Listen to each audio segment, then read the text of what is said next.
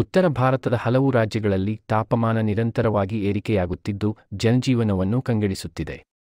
ಆದರೆ ಕರ್ನಾಟಕ ಸೇರಿದಂತೆ ದಕ್ಷಿಣ ಭಾರತದಲ್ಲಿ ಮಳೆಯ ಆರ್ಭಟ ಜೋರಾಗಿದ್ದು, ವಿಶೇಷವಾಗಿ ಕರಾವಳಿ ಪ್ರದೇಶಗಳಲ್ಲಿ ಭಾರೀ ಮಳೆಯಾಗುತ್ತಿದೆ. ಬೆಂಗಳೂರಿನಲ್ಲಿ ಕಳೆದೊಂದು ವಾರದಿಂದ ನಿತ್ಯ ಮಳೆಯ ದರ್ಶನವಾಗುತ್ತಿದೆ. ಹವಾಮಾನ ವೈಪರೀತ್ಯಗಳ ಬದಲಾವಣೆ ಕಾರಣದಿಂದ ಕಳೆದ 3-4 ದಿನಗಳಿಂದ ಮುಂಗಾರು ಮಳೆ ರಾಜಧಾನಿಯಲ್ಲಿ ಸಕ್ರಿಯವಾಗಿದೆ. ಈವರೆಗೆ ಹಗುರದಿಂದ ಸಾಧಾರಣವಾಗಿ ಸುರಿಯುತ್ತಿತ್ತು. ನಗರದಲ್ಲಿ ಮುಂದಿನ 2 ದಿನ ಭಾರೀ ಮಳೆ ಆಗಲಿದೆ ಎಂದು ಭಾರತೀಯ ಹವಾಮಾನ ಇಲಾಖೆ ತಿಳಿಸಿದೆ. ಬಂಗಾಳಕೊಲ್ಲಿಯ ಸಮುದ್ರ ಮೇಲ್ಮೈನಲ್ಲಿ ಚಂಡಮಾರುತದ ರೂಪದ ವೈಪರೀತ್ಯವೊಂದು ಉಂಟಾಗಿದೆ. ಇದು ಇನ್ನೂ ಸಂಪೂರ್ಣ ಸೈಕ್ಲೋನ್ ಆಗಿ ಬದಲಾಗಿಲ್ಲವಾದರೂ ದಿನದಿಂದ ದಿನಕ್ಕೆ ತೀವ್ರತೆಯನ್ನು ಗಳಿಸುತ್ತಿದೆ. ಇದರ ಪರಿಣಾಮವಾಗಿ ಕರ್ನಾಟಕ ಮತ್ತು ಆಂಧ್ರಪ್ರದೇಶದ ಕರಾವಳಿ ಭಾಗಗಳಲ್ಲಿ ಬಿರುಗಾಳಿ ಸಹಿತ ಭಾರೀ ಮಳೆಯಾಗುತ್ತಿದ್ದು, ರಾಜ್ಯದ ಕರಾವಳಿ ಜಿಲ್ಲೆಗಳ ಮೇಲೆ ಗಮನಾರ್ಹ ಪ್ರಭಾವ ಬೀರಲಿದೆ. ಇದರಿಂದ ರಾಜಧಾನಿ ಬೆಂಗಳೂರು ಸೇರಿದಂತೆ ಕರ್ನಾಟಕದ ವಿವಿಧ ಜಿಲ್ಲೆಗಳಲ್ಲಿ ಭಾರೀಯಿಂದ ಅತ್ಯಧಿಕ ಮಳೆ ಸುರಿಯಲಿದೆ.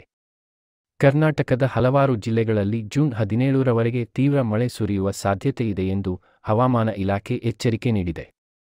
ಜೂನ್ 13ರಂದು ಕರಾವಳಿ ಪ್ರದೇಶಗಳು ಮತ್ತು ಬೆಳಗಾವಿ, ಗದಗ, ಹಾವೇರಿ, ಕೊಪ್ಪಳ, ಚಿಕ್ಕಮಗಳೂರು, ಶಿವಮೊಗ್ಗ ಜಿಲ್ಲೆಗಳಿಗೆ ಆರೆಂಜ್ ಅಲರ್ಟ್ ಜಾರಿಗೊಳಿಸಲಾಗಿದೆ. ಉಡುಪಿ ಹಾಗೂ ದಕ್ಷಿಣ ಕನ್ನಡ ಜಿಲ್ಲೆಯಲ್ಲಿ ಭಾರೀ ಮಳೆಯಾಗಲಿದ್ದು, ಈ ಹಿನ್ನೆಲೆಯಲ್ಲಿ ಈ 2 ಜಿಲ್ಲೆಗಳಿಗೆ ರೆಡ್ ಅಲರ್ಟ್ ಘೋಷಿಸಲಾಗಿದೆ. ಜೊತೆಗೆ ಉಡುಪಿ ಹಾಗೂ ದಕ್ಷಿಣ ಕನ್ನಡ ಜಿಲ್ಲೆಯ ಅಂಗನವಾಡಿ, ಪ್ರಾಥಮಿಕ ಮತ್ತು ಪ್ರೌಢ ಶಾಲೆಗಳಿಗೆ ರಜೆ ಘೋಷಿಸಿ ಜಿಲ್ಲಾಧಿಕಾರಿ ಆದೇಶ ಹೊರಡಿಸಿದ್ದಾರೆ. ಉಡುಪಿ ಮತ್ತು ಕೊಡಗು ಜಿಲ್ಲೆಗಳಲ್ಲಿ ಭಾರೀ ಮಳೆಯಾಗುವ ಸಾಧ್ಯತೆಯಿದ್ದು, ಹವಾಮಾನ ಇಲಾಖೆ ಈ 2 ಜಿಲ್ಲೆಗಳಿಗೆ ರೆಡ್ ಅಲರ್ಟ್ ಘೋಷಿಸಿದೆ.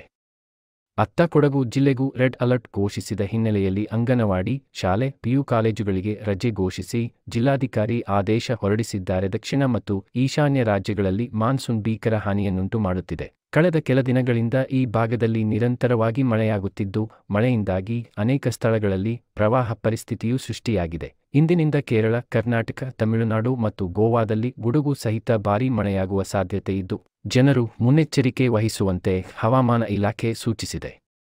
ಇವುಗಳ ಜೊತೆಗೆ ತೆಲಂಗಾಣ, ಒಡಿಶಾ ಮತ್ತು ಆಂಧ್ರಪ್ರದೇಶದಲ್ಲಿಯೂ ಭಾರೀ ಮಳೆಯಾಗುವ ಎಚ್ಚರಿಕೆ ನೀಡಲಾಗಿದೆ.